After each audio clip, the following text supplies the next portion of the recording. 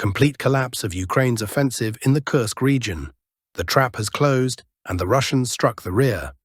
Before we begin, I would sincerely like to ask you to subscribe to the channel. Your subscription helps support its growth. Thank you to everyone who has subscribed. Good day, dear friends.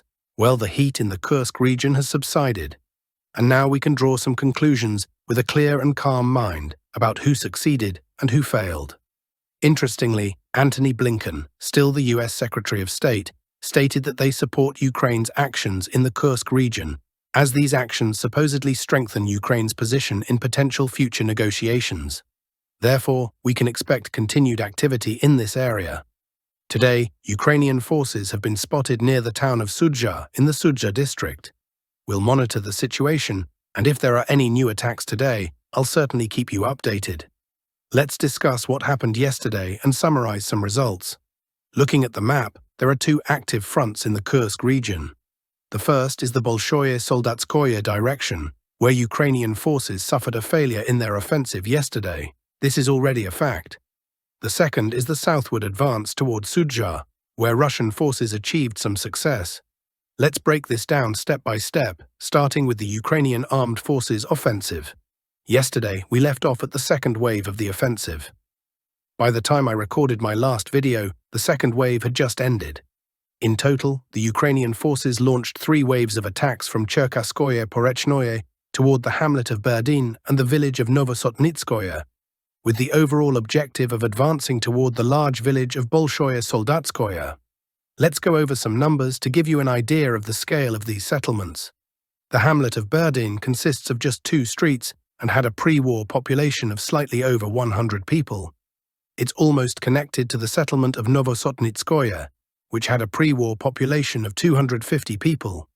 Finally, there's Bolshoye Soldatskoye, the primary target of the Ukrainian forces. As its name suggests, it's a large settlement with a population of 2,600 people. The Ukrainian armed forces' minimum objective yesterday was to reach the outskirts of Bolshoye Soldatskoye and establish a foothold there. As of now, with this recording at a little past 10 a.m. Moscow time, we can confidently say that the Ukrainian forces failed in their objective. On the contrary, the Russian forces performed solidly. Let's say a strong 4 out of 5. Why not a perfect 5? I'll explain. Small units of the Ukrainian armed forces managed to breach into the hamlet of Berdin and scatter across the area between the hamlet and Novosotnitskoye. This happened during the second wave of attacks, which involved 10 pieces of equipment. Some of this equipment was destroyed in the fields between Cherkasskoye Porechnoye and the hamlet, while other vehicles were hit on the outskirts.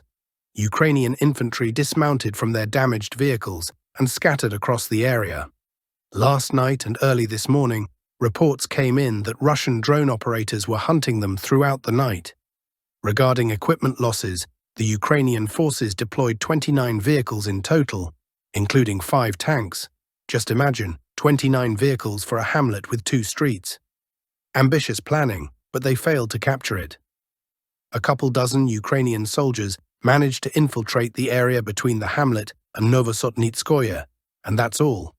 This is the only result of an attack involving almost 30 vehicles, including tanks, APCs, BMPs, and so on. If this isn't a complete failure and rout, then I don't know what is. Let me detail the equipment losses. Based on confirmed video evidence, at least 1 tank was destroyed, specifically a Leopard tank. In addition, 12 armored vehicles, 1 very expensive demining machine, of which there are only a few, 2 BMPs and 4 APCs were also destroyed. In total, 20 out of 29 vehicles were lost. The temporary control over the area between the hamlet and the village raises the question, was it worth it? This question should be addressed to Ukrainian generals Syrsky and Zelensky. Does this mean it's over? Of course not. As I've already mentioned, only 2 battalions participated in yesterday's offensive. In reality, I believe the numbers were even smaller. Meanwhile, Ukraine's reserves include several brigades, so the main actions are still ahead.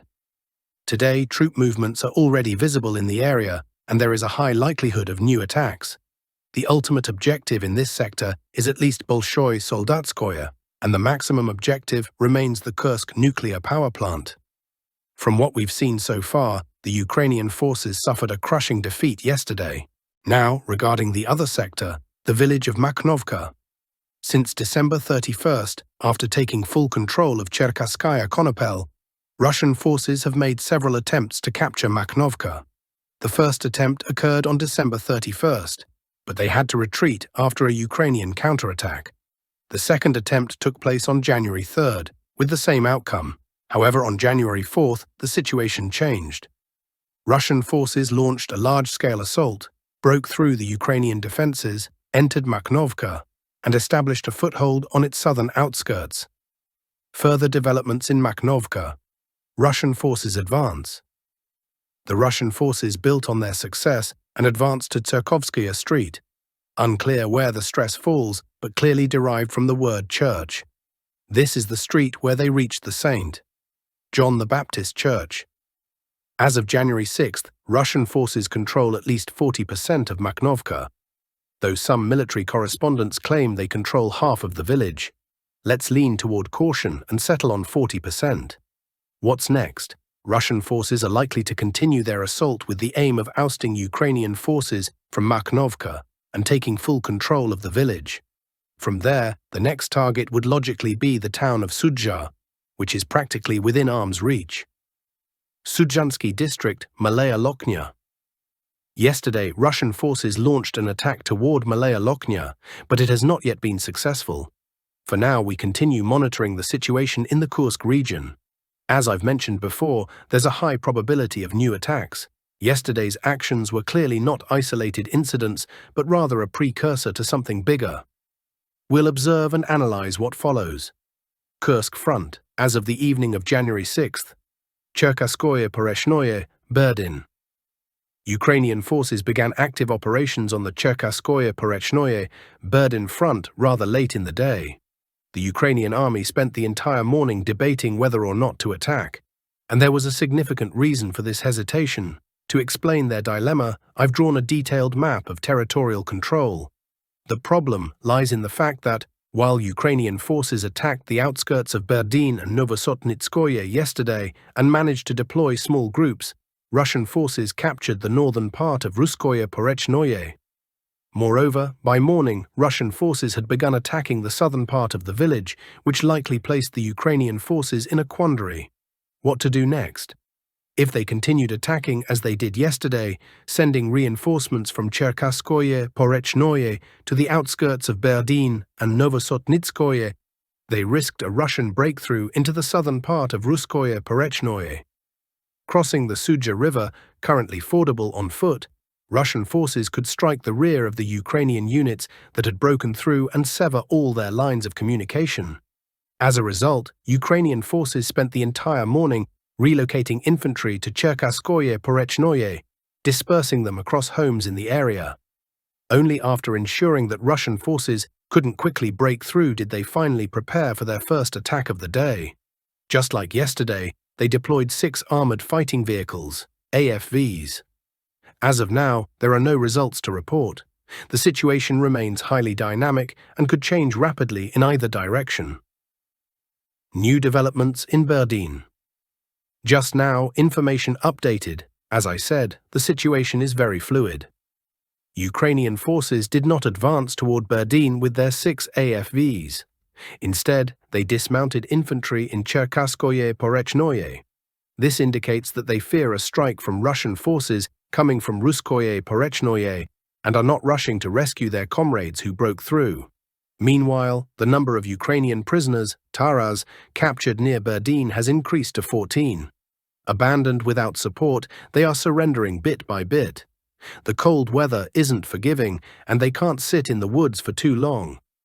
Kupiansk front, as of January 6th, expanding the bridgehead in Dvorechnaya. On the Kupiansk front, Russian forces pushed Ukrainian troops out of a stronghold south of the village of Zapadnoye and captured another tongue of the hill on which it is located. This means that for Russian forces to secure a stable bridgehead west of the Oskol River, they need to capture this village. Borovskoye front, as of January 6th, situation update. There are increasing signs that the crisis in Russian offensive operations, linked to interference by Ukrainian Azov units, has been overcome. Reports indicate that Russian forces are resuming successful offensives. Yesterday, Russian forces captured the village of Nadezhda and are now attempting to advance from the Zagrizovo area toward Boguslavka. Additionally, there are tactical successes near Lozovaya, Leman front as of the morning of January 6th. The situation. Having failed to break through near Terny, Russian forces are now attempting to breach Ukrainian defenses near Ivanovka. Russian troops have reportedly taken the village of Ivanovka, although this currently offers no tactical advantage, aside from raising a flag. Ukrainian forces maintain full control over the heights to the west and are inflicting losses from those positions. Without seizing the heights, the current effort is as futile as the situation near Makhnovka to the north. There, Russian forces also raised a flag, suffered heavy losses, and later retreated to their original positions. Still, given Ukraine's setbacks on other fronts, Russian forces might have a chance to push through Ukrainian defenses here. However, this would be due more to Ukraine's struggles than any particularly sound strategy on Russia's part. The losses incurred so far could have been avoided with better planning, as there are clear examples of how to execute such operations effectively. Chasov Yar front. As of January 6th, Ukrainian garrison in a critical position. The reason is straightforward: a breakthrough by Russian forces south of the railway station. As I mentioned earlier, the situation here had been precarious, resembling a seesaw battle around New Year's. It was unstable for both sides. For the Russian army to solidify its advantage, it was imperative to push south of the railway station toward the pond, cutting off the Ukrainian garrison's supply routes to the central part of the city. They achieved this yesterday. Furthermore, there have been minor advances by Russian forces in the high-rise areas of the city center. Now, the refractory plant district, which Ukrainian forces had fiercely defended and counterattacked to regain, is effectively trapped. The Ukrainian command now faces two choices: either launch an immediate counterattack in the northern part of the city to push Russian forces out, a challenging task, or prepare to withdraw from the central part of Chasov Yar soon. Additionally, the map has been updated to reflect Ukrainian-controlled areas south of the city based on objective control data. However, these changes do not pertain to yesterday's events. They likely occurred earlier during counterattacks by Azov units in this area.